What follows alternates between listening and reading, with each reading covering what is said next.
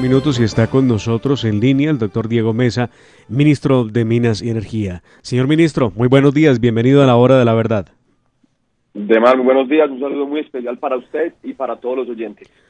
Ministro, debo confesarle que nos causa profunda alegría ver en las redes sociales cada cosa que usted va publicando. Yo no recuerdo antes un ministro que hubiera hecho publicaciones más emocionantes. Y lo digo porque nada llena más de consuelo y de emoción que ver la instalación de granjas solares, ver instalación de campos de energía eólica y ver que avanzamos a un paso gigantesco si comparamos lo que había en 2018 y lo que llevamos hoy en 2021. Ministro, ¿cómo avanza ese proceso de transición energética? ¿Qué tenemos para comentarle a los colombianos? Demar, claro, la política de transición energética ha sido la principal política pública para el sector de energía en el gobierno del presidente Iván Duque, y esto muy rápidamente le cuento que empezó incluso desde antes de posesionarse, por allá en junio del 2018, donde empezamos a trabajar en un marco normativo y fiscal con incentivos para hacer a Colombia uno de los países más atractivos en inversión privada en el sector de energía. Incluimos incentivos y mejoras a la normativa que existía en el Plan Nacional de Desarrollo, con sobrededucciones contra el impuesto de renta para las inversiones en este tipo de tecnologías.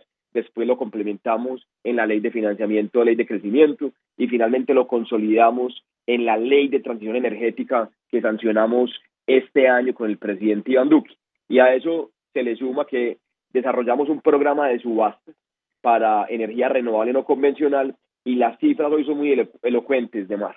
Cuando llegamos en agosto del año 2018, solamente habían 2 proyectos de energía renovable no convencional. Había un pequeño parque eólico en La Guajira que se había instalado en el año 2004 y había una granja solar en el Valle del Cauca que había sido instalada en el año 2018. Y con esos incentivos que mencioné ahora, hoy, a corte de este año, vamos a cerrar el 31 de diciembre habiendo multiplicado por 25 veces esa capacidad instalada. Vamos a cerrar el año con cerca de 710 megavatios de capacidad instalada. Eso es suficiente para llevar la energía a aproximadamente 535,000 familias. Ya tenemos en operación cerca de 19 granjas solares, ya entregando la energía a la red. Hay más de 10 proyectos de autogeneración a gran escala. Y oiga esta cifra que es muy importante, Demar, como también trabajamos en la democratización de la energía renovable para todos los colombianos. Hoy en el país hay más de 2.500 proyectos solares de autogeneración a pequeña escala en todo el territorio nacional. Entonces, esto ha sido un salto exponencial. Con las subastas que hicimos, hemos adjudicado más de 2.800 megavatios, o sea que hemos asegurado que podemos multiplicar por 100 veces lo que encontramos en el 18, y vamos a ver un crecimiento exponencial también en el año 2022 y en el año 2023. Y ahí le dejo uno de los sitios importantes que usted mencionaba ahora. Ya se construyó en el departamento de La Guajira el primer parque eólico en más de 17 años. Eso también fue un hito muy importante, lo hizo la empresa Isagen, y aquí hay que destacar que todo este trabajo de mar ha sido posible gracias a que el sector privado se ha podido apalancar en las políticas públicas que ha impulsado este gobierno. El otro día en un debate en el Congreso de la República escuchaba a un sector de la política, y debo decirlo, de la izquierda, criticando la energía solar y luego criticando la energía eólica. A uno le parece realmente absurdo, traído de los cabellos, que digan que porque se instalen unos molinos de viento, como les conocemos, pues para quien de pronto esté pensando como que energía eólica, eso que daña el paisaje, y entonces que hay que consultarle a la comunidad.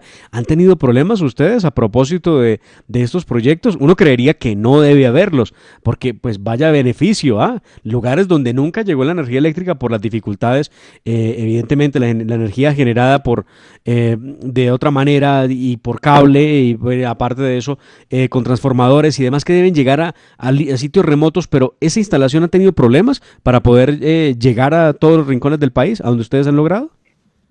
Las instalaciones como tal de los parques no han tenido dificultades, sí hemos tenido dificultades de mares en las líneas de transmisión que traen esa energía desde La Guajira al centro del país. Y le cuento, la razón de las dificultades es porque todos estos proyectos tienen que cumplir o surtir el trámite de las consultas previas. Y eso quiere decir Claro. que hay que concertar con las comunidades étnicas que hay en el área de influencia. Y por ejemplo, una línea como lo que es la línea colectora que trae toda la energía desde la Alta Guajira, son cerca de 224 comunidades. Pero eso lo hemos venido trabajando, ha venido avanzando a un buen ritmo. Tuvimos, digamos, un retroceso durante la época de las cuarentenas o los aislamientos preventivos obligatorios, porque la Procuraduría prohibió hacer las consultas de manera virtual, pero ya vamos a muy buen ritmo. Y hay un tema importante también para que conozca la comunidad de Mari, es que en el plan de desarrollo, justamente para beneficiar aún más a esas comunidades del área de influencia, decidimos incluir una contribución que es del 1% de las ventas de energía, de ese tipo de energía limpia, energía, como le decía usted, con el viento, con el sol, para que se vaya directamente a beneficiar a las comunidades en el área de influencia. Entonces eso fue bastante bien recibido. Las críticas que menciona usted en el Congreso, pues sabe que hay unos sectores que siempre van a criticar y a estar en desacuerdo con todo, pero lo que hay que decir hoy es que Colombia es un referente hoy a nivel regional y mundial en materia de transición energética.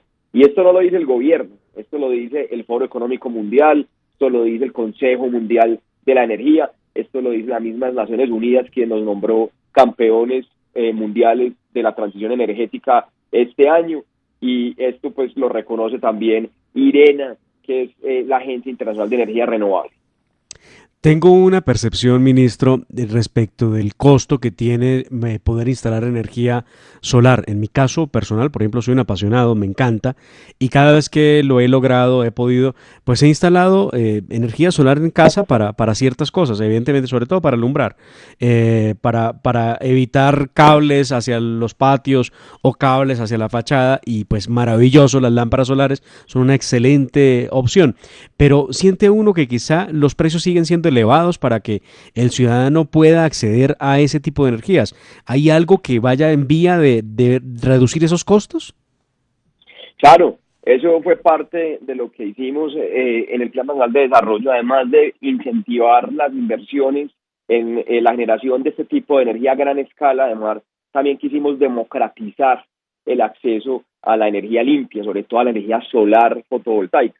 Y hay una de las medidas que tomamos fue que anteriormente, para uno acceder a los beneficios tributarios, le pongo un ejemplo que es el que más le sirve, digamos, al ciudadano común, la exclusión del IVA.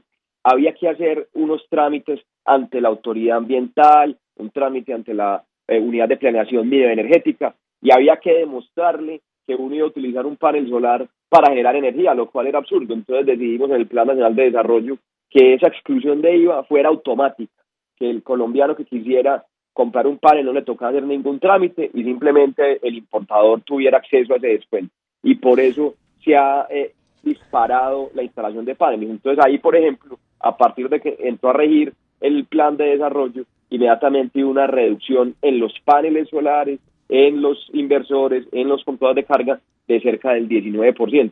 Y hoy lo vemos cada vez más. Yo he estado incluso en pequeños negocios, en empresas, en colegios, donde vemos que vienen instalando paneles solares porque, por un lado, pueden producir cerca del 30 al 40% de la energía que consumen, bajando la factura, y adicionalmente, cuando tienen excedentes, se lo pueden vender a la red generando ingresos. Entonces, esto es algo que ya es asequible a todos los colombianos, individual para el sector residencial, para pequeños negocios, para fincas, y es algo que pues hay que sacar provecho porque somos privilegiados de tener una radiación solar que está muy por encima del promedio a nivel mundial.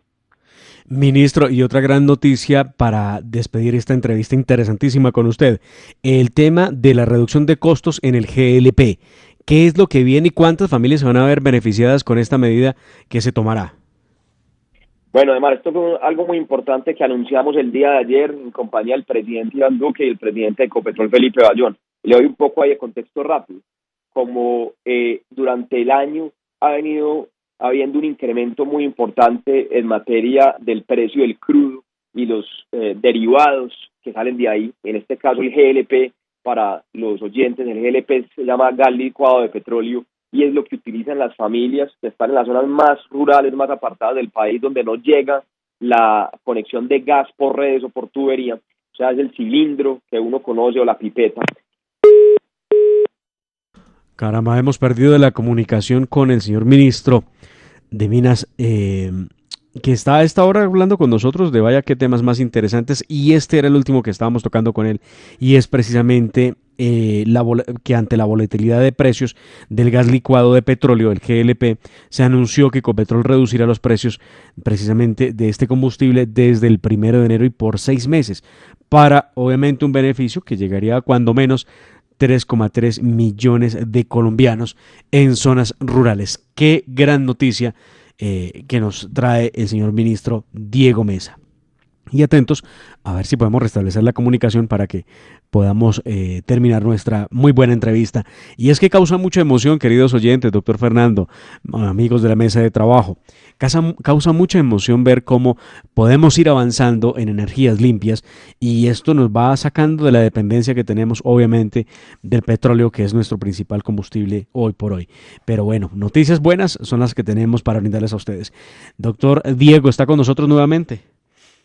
Demar, qué pena que nos cayó la llamada. Entonces decía que ese precio del gas licuado de petróleo, el GLP o gas butano, como se conoce en Colombia, que son los cilindros, había incrementado y habíamos tomado diferentes acciones regulatorias para mitigar el incremento. Pero pues Ecopetrol, después de una discusión bastante amplia con nosotros, con la Comisión de Regulación de Energía y Gas, decidió tomar una decisión voluntaria, y es reducir en cerca de un 30% el precio de este energético, que es Ecopetrol, por supuesto, el principal productor en Colombia, y eso va a beneficiar a más de 3.3 millones de familias. Todas estas familias, que son cerca de 12 millones de colombianos, pues son colombianos que viven en sectores rurales, estrato 1 y 2 en su gran mayoría, y van a tener este beneficio por los próximos 6 meses, lo cual es una noticia muy positiva para arrancar el año y para que pues la gente tenga más plática en el bolsillo ahora que arranca el 2022. Pues ministro, gracias por estas excelentes noticias, le deseamos un feliz día y obviamente una feliz Navidad para usted y los suyos y un próspero año nuevo. Estaremos en contacto para seguir llevando estas noticias positivas a todo el país. Claro que sí, Demar, como siempre un placer estar aquí en la hora de la verdad, y un saludo muy especial a usted y a todos los oyentes, y una feliz Navidad y un muy próspero 2022 para todos. Muchísimas gracias. Era el ministro Diego Mesa Puyo, ministro de Minas y Energía, aquí en la Hora de la Verdad, hablando de estos importantes anuncios que hace el gobierno y avances en la transición energética.